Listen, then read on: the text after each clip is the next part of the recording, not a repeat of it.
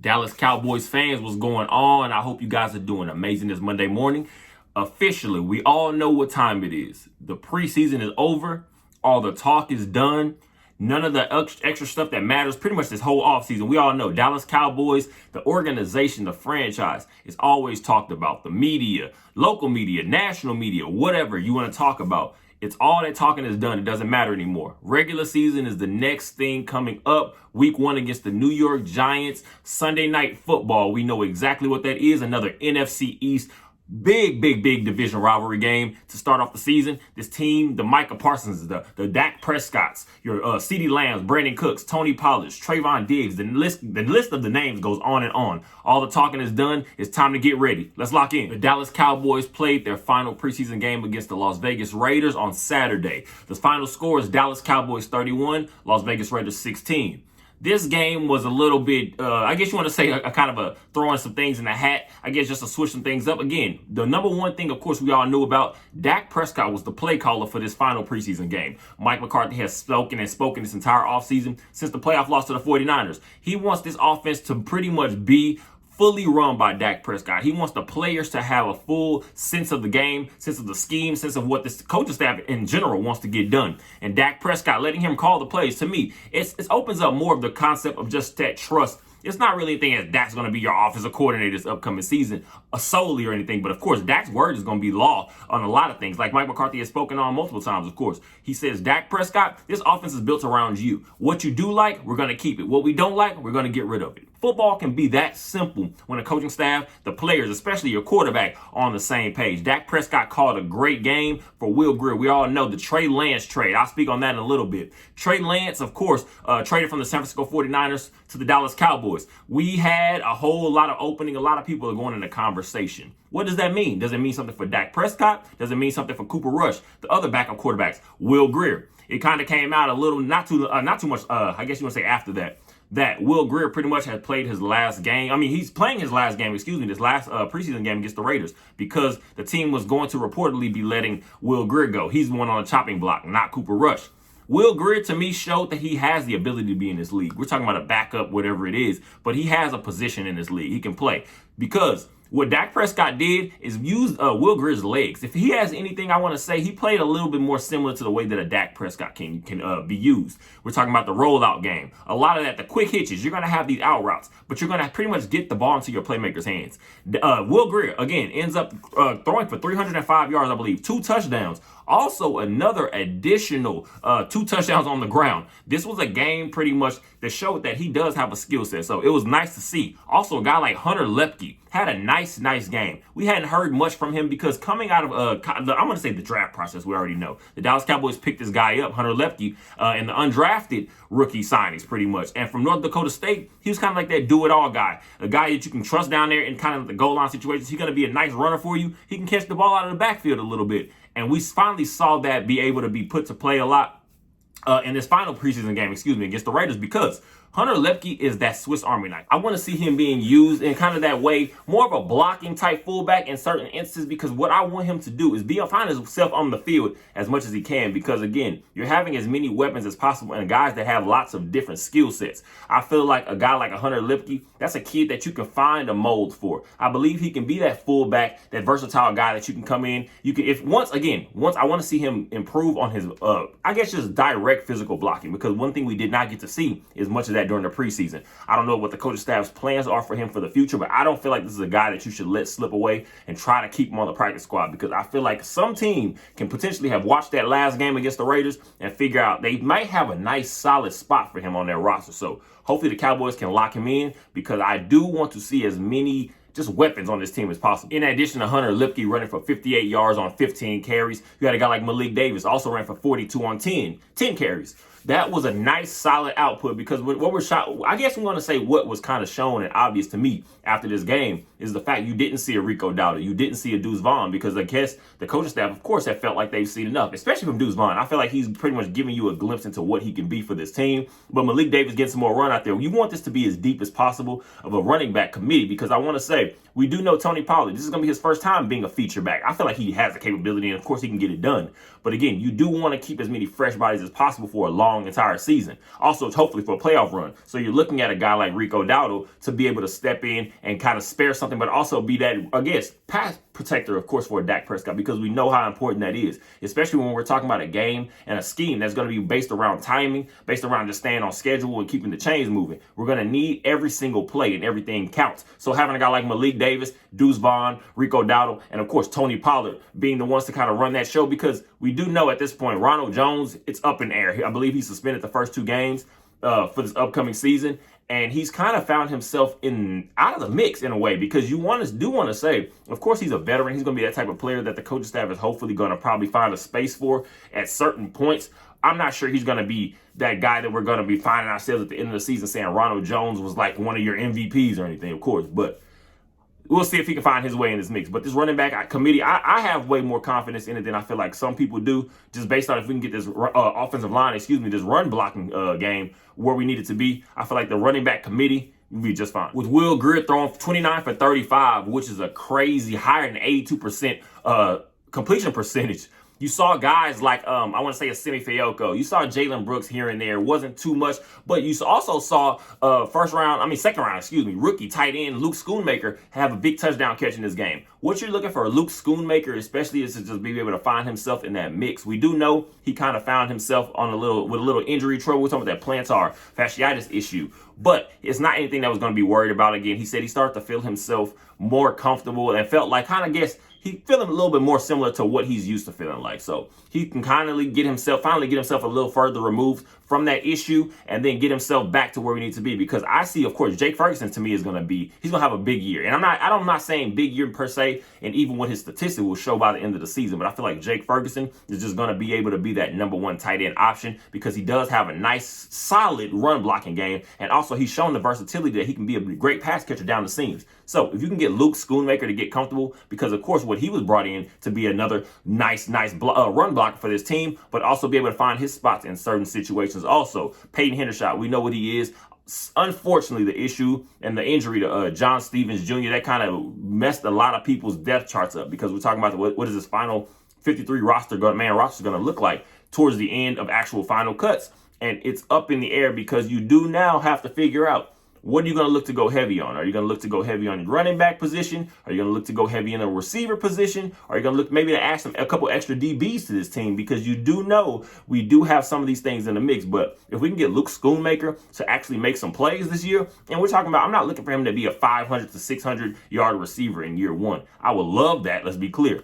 But I'm looking at Jake Ferguson being that number 1, but Luke Schoonmaker, this is going to be the year for him to learn, get everything where it needs to be, because again, you do now find the position for him that he's going to actually be able to have to step up at certain points, because again, we are a little thin at tight end when we're looking at the kind of scheme that we're going to be running. I feel like this team is not necessarily going to be a run heavy team this upcoming season, but we're going to be nicely balanced. So you're going to be able to have guys that can kind of show the diversions, that cause the diversions, I guess. Sometimes you do not want to go into every play knowing this is a run play, this is a pass play. So if we can have a guy like Luke Schoonmaker just learn and be able to get himself, I guess, just in the mix and the feel of just the actual game and what this team and this coaching staff wants to do, we'll be just fine. Real quick on the defensive side of the ball, of course, we do know the injuries, unfortunately, to one of my guys that I was kind of looking forward to this upcoming season, DeMarvion Overshown. To me, I'm going to say it's still up in the air. We did hear over the last week or so, Marquise Bell is apparently supposed to get way more responsibilities. Dan Quinn wants to try to work him a little bit as a safety linebacker hybrid type position. But guys like Jabril Cox, they are up in the air. Their names are constantly thrown around now, because Jabril Cox, we do know what we possibly expected from him up a couple years ago. He's dealt with some injuries. He's trying to get himself back into staying healthy and being consistent in that. But a guy like Devin Harper, he's kind of made a little bit of a name for himself over these last couple preseason games. I did not have high expectations for Devin Harper, out of Oklahoma State, the second year out of Oklahoma State, because what it felt like sometimes, it felt like his game was a little bit choppy. You could tell when some guys are thinking, but these last couple games, especially in preseason, it looks like Devin Harper is just flying around. He's actually understanding where he needs to be. And again, sometimes all it takes is for some of these young guys to be able to get the playbook, especially going to that second year. You kind of know what the coaching staff expects of you. You kind of know what the scheme itself calls for you to do for your job. And it looks to me like Devin Harper is finally starting to figure that out a little bit. Also, going into that, we want to talk about these DBs. You do have Eric Scott Jr. Of course, he's a guy that the Cowboys drafted with hopes that he could be another player. There's a guy that can kind of just be developed a little bit, because we do know up in the air a guy that's kind of, I'm going to say now, me personally, I would be able to probably say you can throw my name on that list also, as guys that kind of, I won't say wrote him off completely, but kind of just knew that he was on his last leg. Kelvin Joseph.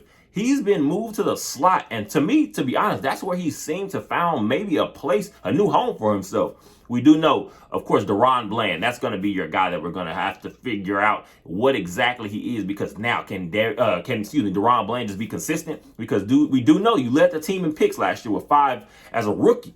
What are you looking to do now? We do know, we'll see what happens with Jordan Lewis, We do know that slot corner is very important. That's essentially another third starting corner on any team in the league nowadays, because the league is so spread out with a lot of these offenses. So you're going to pretty much have 3-4 corners on a field at any given play, just throughout games, constantly. So if we can have as much depth as possible, again, we already know what we have in Trayvon Diggs. You have on your outside. We know we have in Stephon Gilmore, or we're expecting him to still be able to play to that level we've seen and become accustomed to.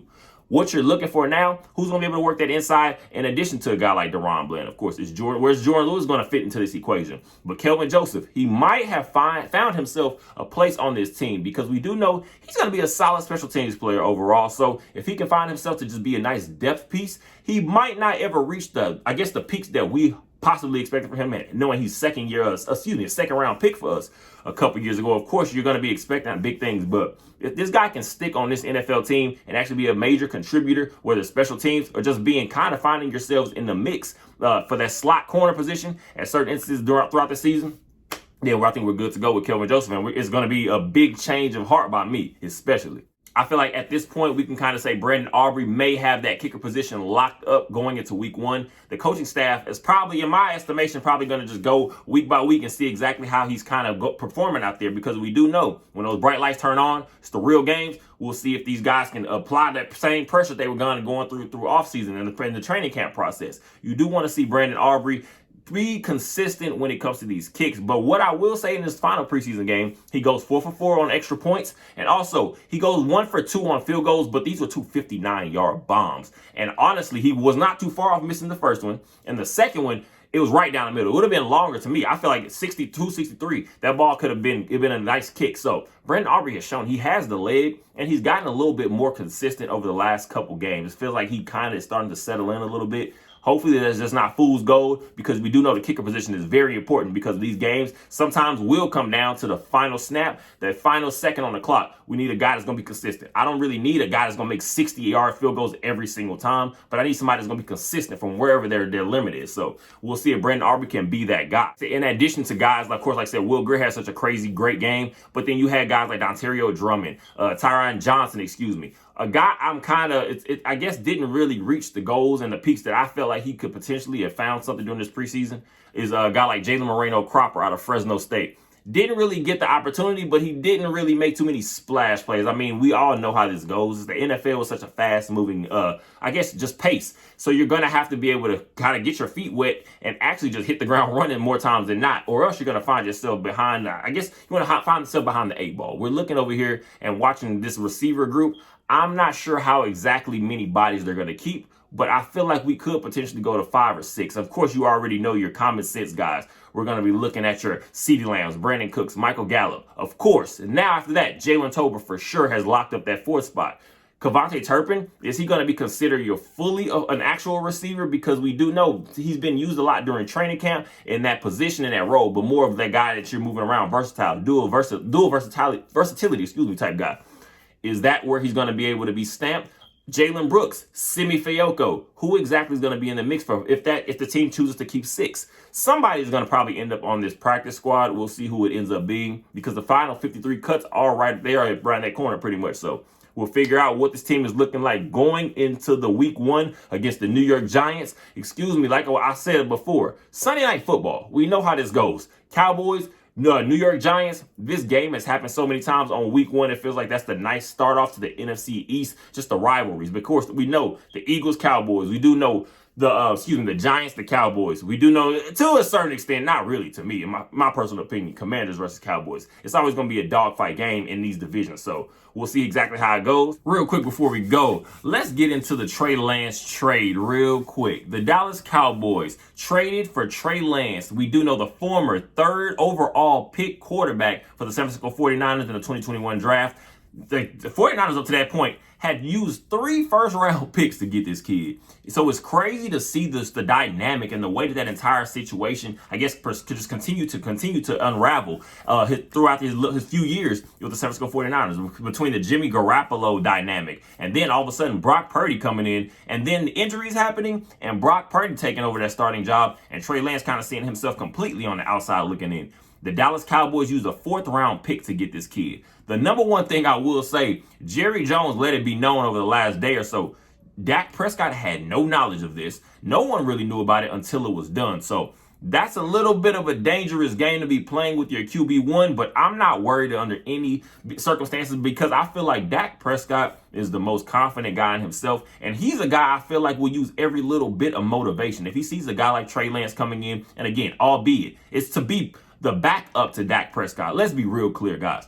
Dak Prescott's your QB1. No matter how you feel about it, he's the best QB on this team at this point, especially during this season. So Dak Prescott going to be your starting quarterback. What is the pretty much the game going to look like behind Dak Prescott? That's where it goes into question. Is Cooper Rush going to be out of here in a year or so? Because now we're looking up, this could be Cooper Rush's last year. If you're going to see Trey Lance as being that developmental guy, that project guy, if you're just trying to see what exactly game he has, you're going to kick the tires on that. And I feel like this coaching staff is not going to literally let that slip away, because what you're looking for, Cooper Rush, we know what he is up to this point. He's a solid game manager, a guy that's not going to necessarily throw you out of games. And he's shown that he can lead some comeback drives and game-winning drives at certain points. But Trey Lance, obviously, between his athleticism, the arm he has, the way he can use his legs if necessary, Trey Lance has some nice things to roll with. I don't see any issue with letting him run behind a Dak Prescott. And I'm not saying Dak Prescott is going to be his mentor, because Dak, at the end of the day, wants his job. He wants to lead this team. I don't have an issue with that. But Mike McCarthy, he is somewhat of a QB guru known around this NFL, the entire league. So I feel like Mike McCarthy is going to be able to be in the mix and find himself in the head of a guy like Trey Lance, and he might be able to tap into what exactly he could not find in San Francisco. We do now see a guy like that is going to be a nice future piece potentially. We don't know how these contract talks are going to go with Dak Prescott. I feel like Dak Prescott is going to receive his extension way sooner than later, but we'll see how it goes. Trey Lance is now a Dallas Cowboy. Let's not go too crazy about it, because we do know the media is going to go crazy with the news. They're going to try to flip this all season long, pretty much. Is Trey Lance going to take Dak's job? If Dak has a solid game, but it wasn't his best. If Dak has a bad game, is this Trey Lance's team? Come on, now we're going to figure it out. But I feel like now there's nothing to worry about. Dak is your QB1 for this upcoming season, especially. Let Trey Lance develop. Let's see what he has. And there's not much more to it than that, at least for now. The final 53-man roster cuts will be Tuesday, 4 p.m. Eastern time, 3 p.m. Central if you're in the Dallas DFW area. We'll see exactly how that goes. But a guy that I will say, one guy I'm hoping this team somehow finds a way to hold on to is Isaiah Land, undrafted rookie, out of Florida A&M. We do know that he's literally been a guy that's kind of made some splash plays here and there. But one thing I will say, he has the potential to be more than just a solid pass rusher. That's one thing he has shown. We're talking about, if you go back and look at his college stats, we're talking about having a 19-sack season. This guy is no slouch. One thing he does need to get better at, of course, is just run defending. But that's something that I'm not really concerned about, because you're talking about getting him in the weight room, getting him with this coaching staff, and also just getting him with some of these other veteran players, your DeMarcus Lawrence, your Micah Parsons type level players. We'll see what he can be. Maybe and potentially. When I say high expectations for a guy like this, I'm not talking about being a sack leader for the team or anything, but I'm talking about a guy, he may be able to find himself being a contributor, whether that's as a third down pass rusher or just a guy you can come in there to give Micah or Tank Lawrence a breather or something like that. I'm hoping that this guy can stick and hoping that he can continue to develop and build and grow with the Dallas Cowboys specifically, So we'll see how that goes. We will tap back in. We all do know this is the best time of year. The next game for the Cowboys will be week 1 against the New York Giants, Sunday Night Football. I'm excited. I know you guys are too, because again, the Dallas Cowboys are always going to be in conversation, whether good or bad. But what can we do about it? It's literally going to be best time of year, because we do know when football gets rolling, everything just feels much better. Hope you guys have a great day. Go Cowboys.